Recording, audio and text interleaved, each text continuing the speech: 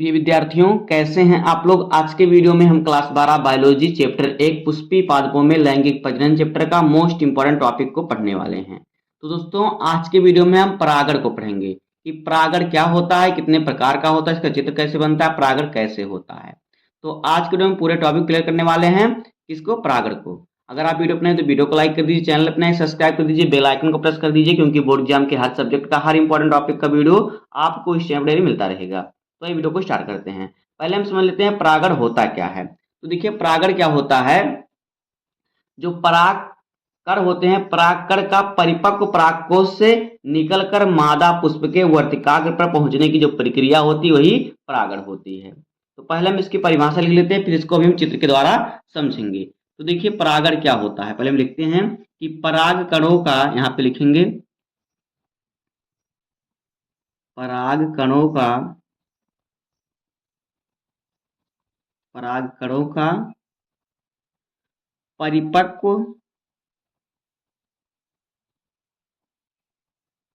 परिपक्व परागकोश से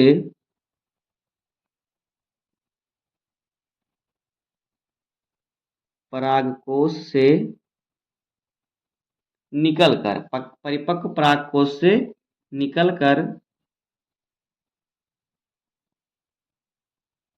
निकलकर मादा पुष्प के वर्तिकाग्र पर, जो मादा पुष्प होती है, महिला पुष्प होती है, उसके वर्तिकाग्र पर पहुंचने की जो प्रक्रिया होती है उसे कहते हैं परागण। मादा पुष्प के वर्तिकाग्र पर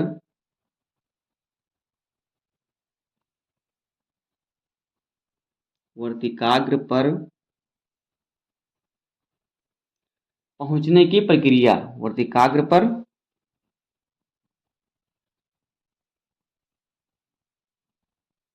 पहुंचने की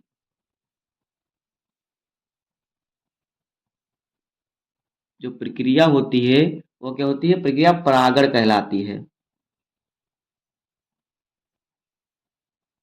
परागण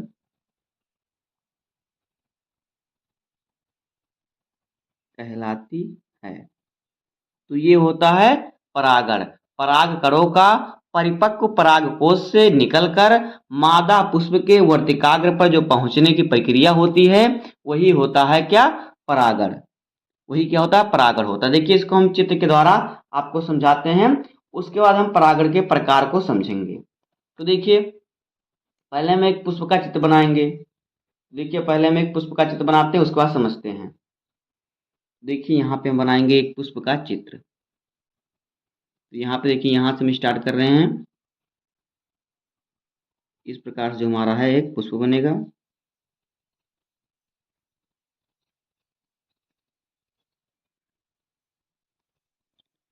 जिस प्रकार से मैं चित्र बनाऊंगा इसी प्रकार से आपको भी चित्र बनाना है।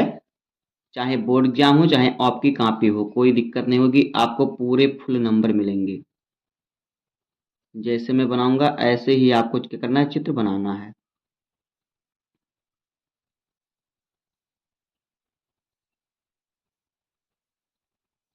इस प्रकार से आप करेंगे और उसके बाद इस प्रकार से जो होता है ये आपका क्या होता है? ये वर्तिकाग्र होता है। क्या होता है? वर्तिकाग्र होता है।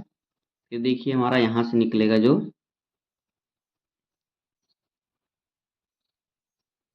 इस प्रकार से। अब ये हमारा क्या होगा? ये हमारा है परागकोश। इस प्रकार से परागकोश की संरचना हम बना लेंगे दोनों तरफ।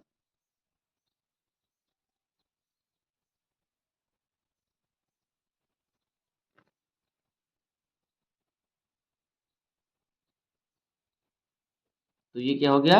ये हमारा बन गया परागकोश। अब देखिए, परागकोश पर क्या होते हैं? परागकण होते हैं। इस पर क्या होता है? इस पर परागकण होते हैं। इसके बाद देखिए, आपको कैसे बनाना है इसको, यहाँ पे देखिए। इसके बाद हम इस प्रकार से बनाएंगे इसको।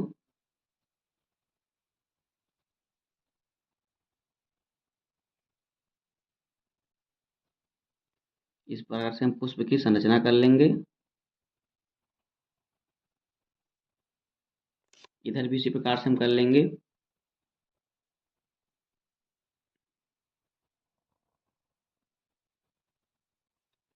तो ये जो हमारा बन गया, क्या बन गया, ये हमारा बन गया पुष्प।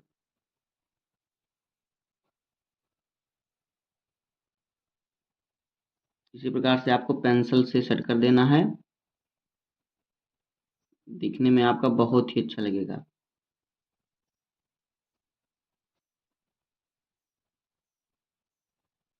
तो देखिए ये हमारा क्या बन गया, पुष्प बन गया। अब देखिए इसको हम दर्शा लेते हैं, इसमें कौन सी चीजें क्या हैं। तो देखिए यहाँ पर जो ये भाग है, ये जो है ये क्या है, ये है इसमें वर्तिकाग्र। तो यहाँ पे हम लिख देंगे ये क्या है, ये है वर्तिकाग्र।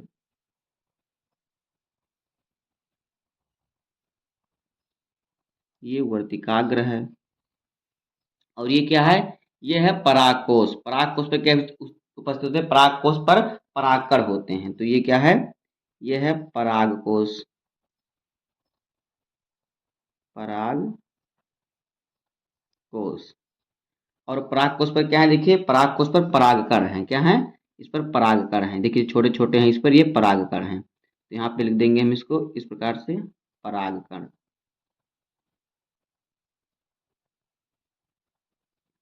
तो हमारी परिभाषा क्या है कि पराग कणों का परिपक्व परागकोश से निकलकर मादा पुष्प के वर्तिकाग्र पर पहुंचने की प्रक्रिया को क्या कहते हैं, परागण कहते हैं। तो देखिए यहाँ पे हमारा क्या है, परागकोश है और ये हमारा परागकण है। अब ये परागकण यहाँ से निकलकर यहाँ पर जो पहुंचेगा, यही क्रिया क्या होती है, परागण होती है। यानी कि परागकणों का परिपक्व परागकोश से निकलकर मादा पुष्प के वर्तिकाग्र पर पहुंचने की जो क्रिया होती है वही होती है क्या, परागण। तो इस प्रकार से आपको चित्र बना देना, ये होता है परागण। उम्मीद करता हूं आपको परागण समझ में आ गया होगा।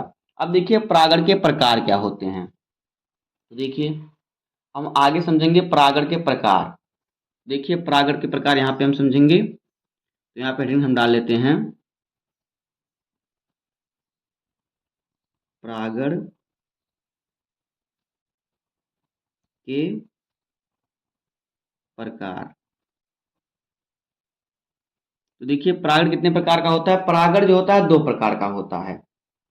क्या होता है, परागण दो प्रकार का होता है। तो यहाँ पे लिखेंगे, देखिए यहाँ पे आपको लिखना है कि परागण जो होता है दो प्रकार का होता है।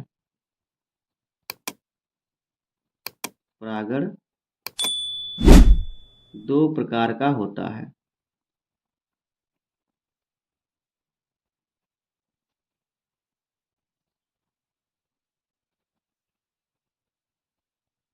कौन कौन सा, पहला होता है स्वपरागण और दूसरा होता है परपरागण। स्वपरागण और दूसरा क्या होता है, दूसरा होता है परपरागण।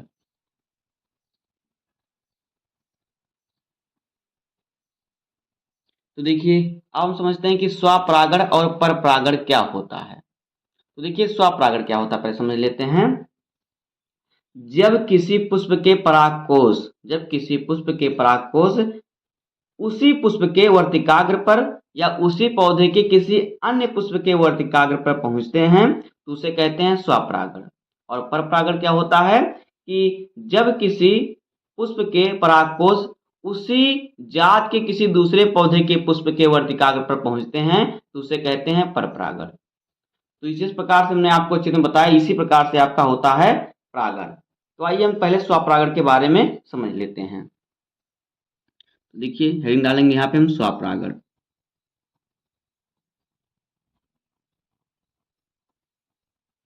तो देखिए स्वपरागण क्या होता है, जो हमने आपको बताया वही आपको लिख देना है। कैसे, देखिए यहाँ पे आपको लिखना है कि जब किसी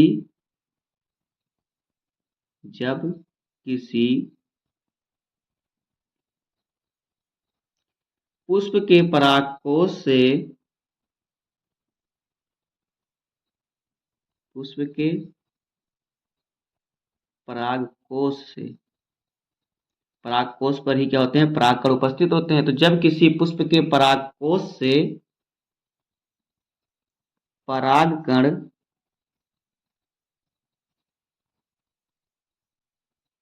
क्या करते हैं, निकलते हैं, निकलकर उसी पुष्प के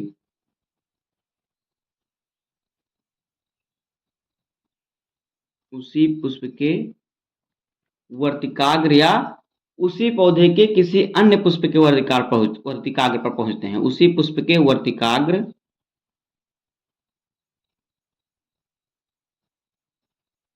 या उसी पौधे के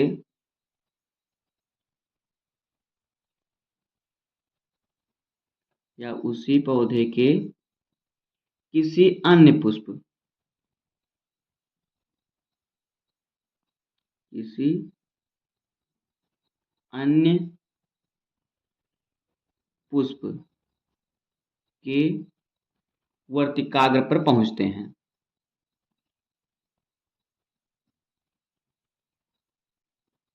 वर्तिकाग्र पर क्या करते हैं? पहुंचते हैं।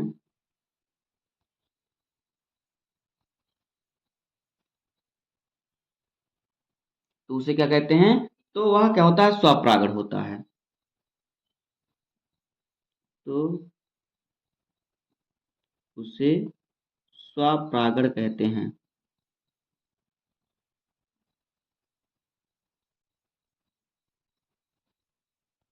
स्वपरागण कहते हैं। तो ये होता है स्वपरागण कि जब किसी पुष्प के परागकोश से परागकण निकलकर उसी पुष्प के वर्तिकाग्र या उसी पौधे के किसी अन्य पुष्प के वर्तिकाग्र पर पहुंचते हैं तो उसे कहते हैं स्वपरागण। तो आइए इसको भी हम थोड़ा चित्र के द्वारा समझ लेते हैं। पहले हम चित्र बना लेते हैं, फिर आपको समझाते हैं।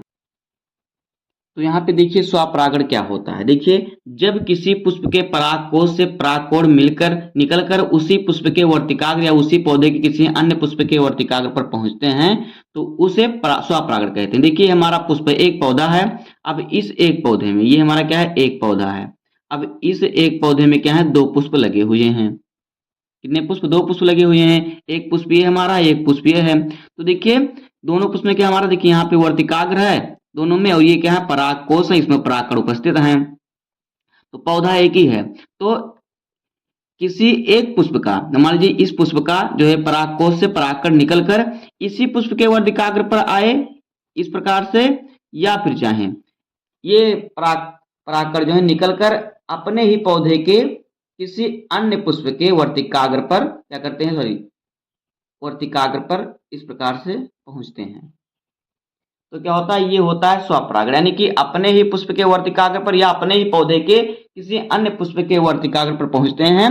तो इस प्रक्रिया को कहते हैं क्या? स्वपरागण। अब देखिए, स्वपरागण कितने प्रकार का होता है? स्वपरागण भी जो होता है हमारा दो प्रकार का होता है। कितना प्रकार का होता है?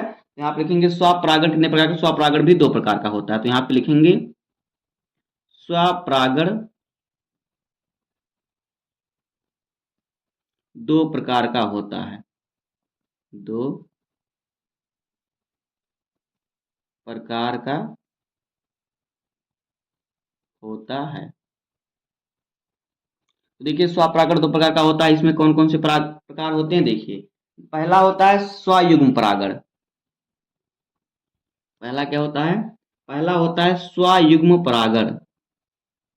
स्वयुग्म परागण। और फिर दूसरा क्या होता है? देखिए, दूसरा जो होता है सजात पुष्पी परागण। सजात पुष्पी परागण। तो इसको बस हम आपको बता दे रहे हैं, आप समझ लीजिएगा। इसका हम परिभाषा नहीं लिखाएंगे, क्योंकि बस आप इतना दोनों का नाम लिख देंगे तो आपका काफी हो जाएगा, कोई दिक्कत नहीं होगी। तो देखिए, जो होता है स्वयुग्म परागण क्या होता है, दोनों को हम समझ लेंगे बस, और फिर हम आ जाएंगे पर परागण पर। तो देखिए, स्वयुग्म परागण क्या होता है? जब किसी परागकोश से, जब कोई परागण कर होता है किसी परागकोश से निकलकर उसी पुष्प के वर्तिकाग्र पर पहुंचते हैं, जिसे स्वयुग्म कहते हैं। जैसे हमने चित्र बताया। देखिए, अब क्या होगा इसमें? देखिए, चित्र में देखिए, इसी पुष्प का जो परागकण है निकलकर इसी पुष्प के वर्तिकाग्र पर आएगा तो यह स्वयुग्म परागण होगा। क्या? स्वयुग्म, यानी कि खुद, यानी उसका मतलब खुद, स्वयं। तो खुद के पुष्प पर जाएगा तो यह स्वयुग्म परागण हो जाएगा। अब देखिए, सजात पुष्पी परागण क्या होता है? इसमें देखिए, जो स्वयुग्म परागण होता है जैसे मटर के पौधे में होता है, टमाटर के पौधे में होता है स्वयुग्म परागण। अब देखिए सजात पुष्पीय परागण क्या होता है? जब किसी पुष्प के परागकण उसी पुष्प के परागकण से निकलकर उसी पौधे के किसी अन्य पुष्प के वर्तिकाग्र पर जाते हैं। जो हमने ये चित्र बनाया, ये वाला रचना, यानी कि पौधा एक ही है लेकिन जो परागकण है अपने पुष्प पे नहीं, उसी पौधे के किसी दूसरे पुष्प के परागकण पर जाते हैं, तो इसे कहते हैं सजात पुष्पीय या सजात पुष्पी परागण। इसमें क्या, जैसे कि मक्के के पौधे में होता है सजात पुष्पी परागण, तो आपने समझ लिया होगा कि स्वयं परागण क्या है और सजात पुष्पी परागण क्या है। तो इस प्रकार से स्वपरागण हो जाएगा। इसके बाद हमारा आएगा पर परागण। तो ये देखते हैं हम पर परागण क्या होता है, उसको पहले समझते हैं, फिर उसको भी हम चित्र के द्वारा समझेंगे। दोस्तों देखिए पर परागण क्या होता है। इस क्रिया में क्या होता है, इस क्रिया में एक पुष्प के परागकण उसी जात के किसी अन्य पौधे के पुष्प के वर्तिकाग्र पर पहुंचते हैं, तो इस क्रिया को पर परागण कहते हैं। तो देखिए पहले इसको लिख लेते हैं, फिर इसको भी हम समझेंगे चित्र के द्वारा। पहले हम पर परागण की परिभाषा लिख लेते हैं। देखिए पर परागण क्या होता है। इस क्रिया में आपको लिखना है कि इस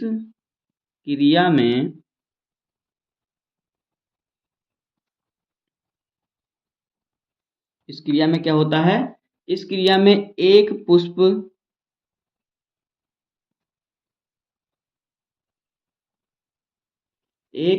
के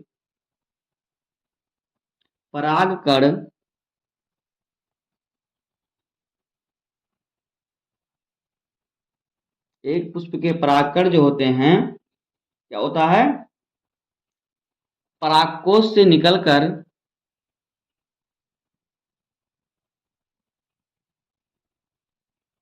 परागकोश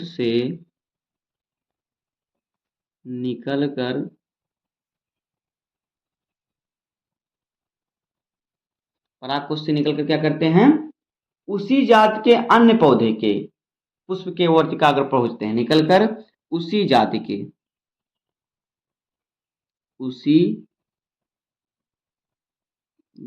के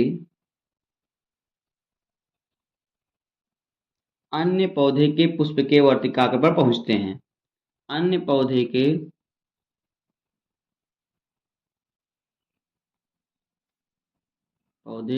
पुष्प के वर्तिकाग्र पर क्या करते हैं, वर्तिकाग्र पर पहुंचते हैं।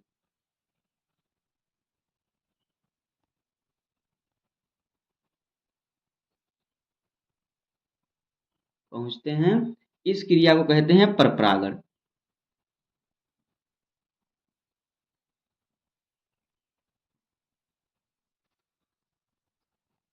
इस क्रिया को परपरागण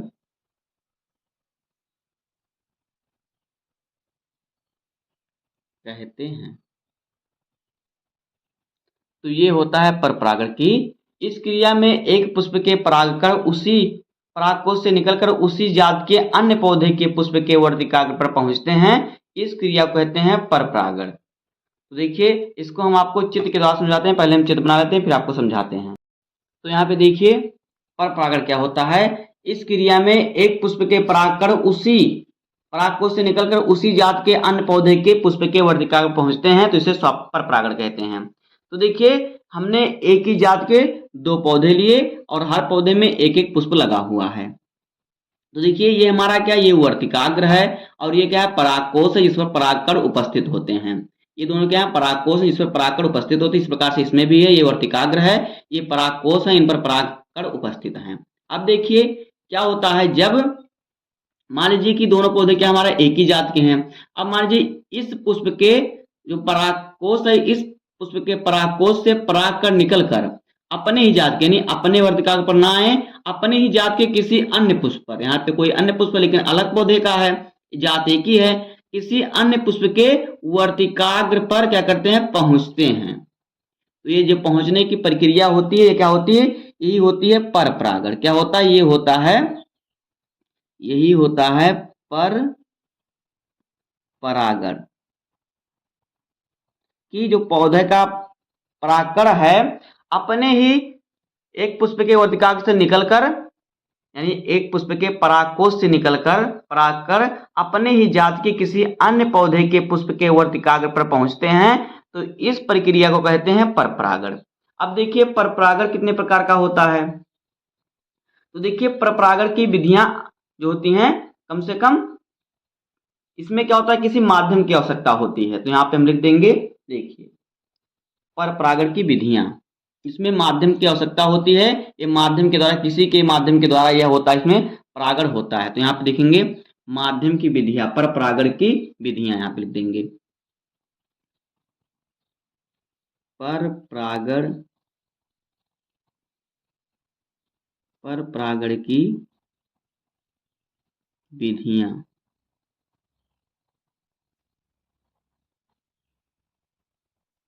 तो देखिए इसमें किस प्रकार से इसमें परपरागण होता है। देखिए इसमें क्या होता है, आपको लिख देना है कि परागकणों का वर्तिकाग्र पर पहुंचने के लिए क्या होता है, किसी माध्यम की या साधन की आवश्यकता होती है। तो यहाँ पर हम लिखेंगे कि इस क्रिया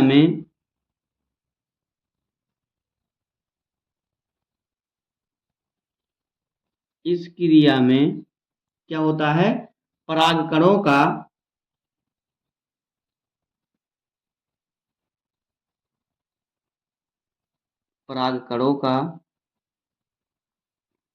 इस क्रिया में परागकणों का वर्तिकाग्र पर पहुंचने के लिए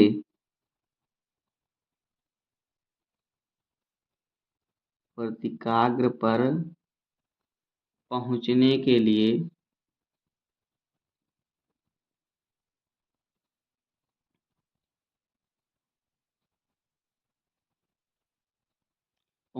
क्या होता है, किसी साधन या माध्यम की आवश्यकता होती है।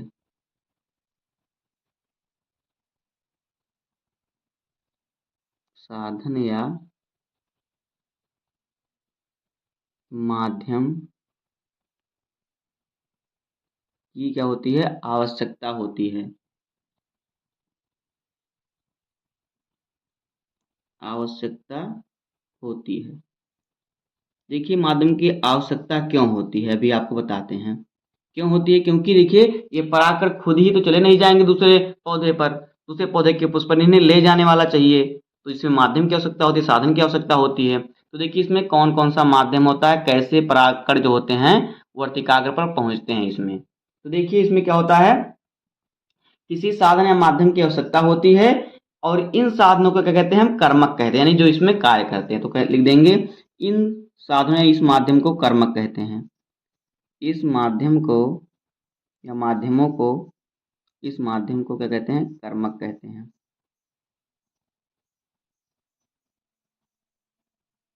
क्या कहते हैं, इसे कर्मक कहते हैं।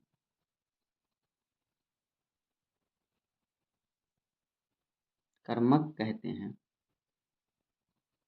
तो इसे माध्यम के या कर्मक के दोनों एक ही बात। देखिए कर्मक कितने प्रकार के होते हैं, यानी माध्यम कितने प्रकार का होता है। तो इसमें देखिए 5 प्रकार का जो होता है माध्यम होता है। तो यहाँ पे देंगे ये माध्यम, इसमें 5 प्रकार के होते हैं। इसमें 5 प्रकार का क्या होता है, माध्यम होता है। माध्यम होता है, यानी कि कहने का मतलब है परपरागण में जो माध्यम होता है वो 5 प्रकार का होता है। तो देखिए कौन कौन। नंबर 1 है जल के द्वारा परागण। नंबर 1 क्या है, जल द्वारा परागण। जल द्वारा परागण, यानी कि जल के द्वारा, इसमें जल जल परागण क्या होता है, जल द्वारा परागण होता है, जिसमें जल के द्वारा परागकण पुष्प के किसी दूसरे पौधे के पुष्प के वर्तिका पहुंचते हैं, तो ये जल द्वारा परागण हो जाता है। दूसरा इसमें देखिए क्या है, वायु द्वारा परागण, यानी इसमें जल माध्यम होता है, इसमें वायु माध्यम होता है। वायु द्वारा परागण, यानी कि इसमें क्या होता है, वायु के द्वारा परागकण पुष्प के वर्तिकाग्र पर पहुंचते हैं, तो इसमें वायु माध्यम होता है। तीसरा क्या हमारा है, देखिए कीट द्वारा परागण। कीट द्वारा परागण, यानी कि कीटों के माध्यम से जो होते हैं परागकण वर्तिकाग्र पर पहुंचते हैं। और फिर चौथा है पक्षी के द्वारा परागण, पक्षी द्वारा परागण। और फिर पांचवा माध्यम क्या है, चमगादड़ के द्वारा परागण, चमगादड़ द्वारा परागण। तो इस 5 माध्यम होते हैं। इसमें कौन कौन से, पर परागण में 5 माध्यम होते हैं। देखिए पहला माध्यम क्या होता है, यहाँ पे देखिए पहला माध्यम होता है जल के द्वारा परागण। इसमें जल माध्यम होता है, जल के द्वारा परागकण जो होते हैं वर्तिकाग्र पर क्या करते हैं, पहुंचते हैं। और दूसरा है वायु के द्वारा परागण, यानी इसमें वायु माध्यम होता है, वायु के द्वारा जो होते हैं परागकण जो होते हैं पराग वर्तिकाग्र पर पहुंचते हैं। तो देखिए जो जल द्वारा परागण होता है, इसमें इसका उदाहरण क्या है, इसका उदाहरण है जो बेसिलस नेरिया पौधा होता है, क्या है, बेलिस नेरिया, उस पौधे में जल के द्वारा परागण होता है। और जो वायु द्वारा परागण होता है ये मक्का होता है, और गेहूं में क्या होता है, वायु के द्वारा परागण होता है। उसके बाद देखिए कीट द्वारा परागण जो होता है, इसका उदाहरण क्या है, इसमें देखिए से मधुमक्खी और तितली जो होती हैं ये क्या करती हैं, इसका परागण करती हैं। पक्षी द्वारा परागण देखिए जो बिगलोनिया पक्षी होती है उसके द्वारा इसका परागण होता है। और चमगादड़ द्वारा परागण, चमगादड़ के द्वारा परागण होता है। तो ये स्वपरागण की जो होती है, सॉरी पर परागण की जो होती हैं, ये 5 माध्यम से पर परागण होता है। तो बस दोस्तों आज की वीडियो में इतना ही। उम्मीद करता हूं आपको वीडियो पसंद आया होगा। अगर आपको वीडियो पसंद आए तो वीडियो को लाइक कर दीजिए, और चैनल पर नए हैं सब्सक्राइब कर दीजिए, बेल आइकन को प्रेस कर दीजिए, क्योंकि बोर्ड एग्जाम के हर सब्जेक्ट का हर इंपॉर्टेंट टॉपिक का वीडियो आपको इस चैनल पर डेली मिलता रहेगा। तो मिलते हैं किसी नेक्स्ट वीडियो में, तब तक के लिए धन्यवाद, जय हिंद।